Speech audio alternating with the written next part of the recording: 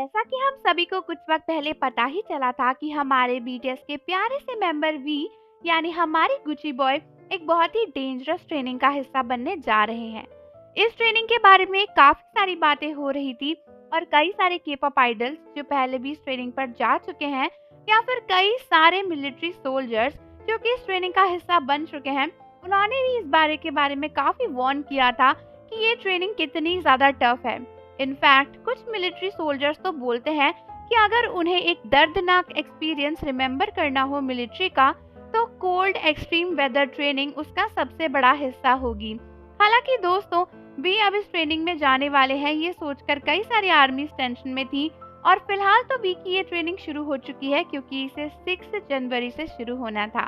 But दोस्तों, surprising बात ये है कि आर्मीज इस बात को लेकर इतनी ज्यादा टेंस हो चुकी है कि कई सारी आर्मीज इसके खिलाफ प्रोटेस्ट भी कर रही हैं और उनका कहना है कि वो नहीं चाहती कि वी इस एक्सट्रीम कोल्ड वेदर ट्रेनिंग का हिस्सा बने, इसीलिए वो प्रोटेस्ट करके वी को इस दर्दनाक एक्सपीरियंस से छुटकारा दिलाना चाहती हैं। लेकिन सवाल ये है कि क्या ऐसा करना सही है?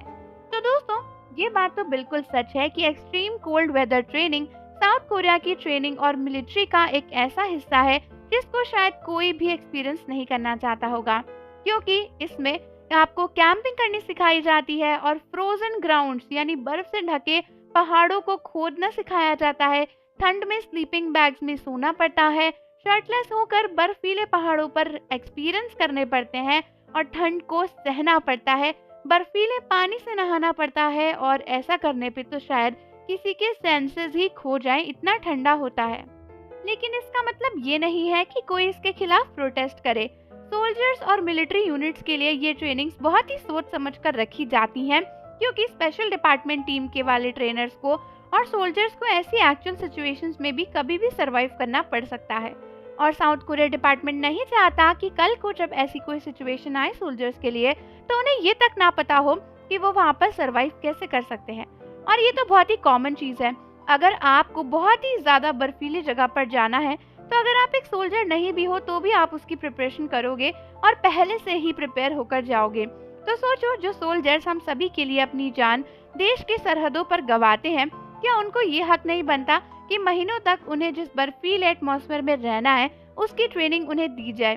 मैं ये बात बिल्कुल मानती हूँ कि ये काफी ज्यादा मुश्किल और बहुत ही दर्दनाक एक्सपीरियंस है, लेकिन हमारे वी ने कुछ सोच समझ के ही स्पेशल डिपार्टमेंट टीम को चुना होगा।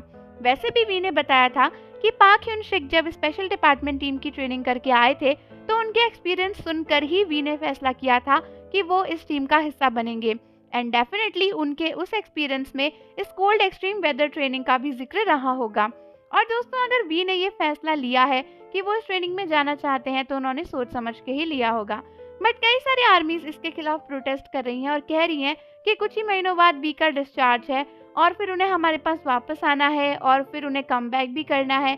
ऐसे में अभी इतने महीनों पहले वी को ये ट्रेनिंग नहीं करनी चाहिए, क्योंकि ये ट्रेनिंग बहुत ही खतरनाक है और कहीं ना कहीं तरीके से जानलेवा भी है।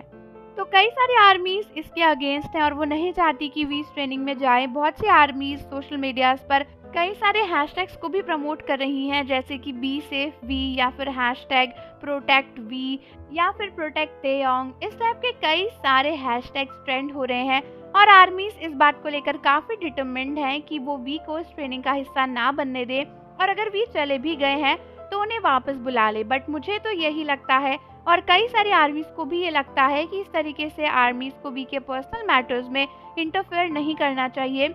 इनफैक्ट जब बात आ जाती है मिलिट्री की और किसी कंट्री की सिक्योरिटी की, तब तो आर्मीज को इसके बीच में डेफिनेटली कुछ नहीं बोलना चाहिए। तो आर्मीज, आप मुझे बताओ कि आपका इस पर क्या कहना है और जाने से पहले चैनल को जरूर सब्सक्राइब कर लो, बेल आइकन प्रेस कर दो। मिलते हैं आपसे अगली वीडियो के साथ।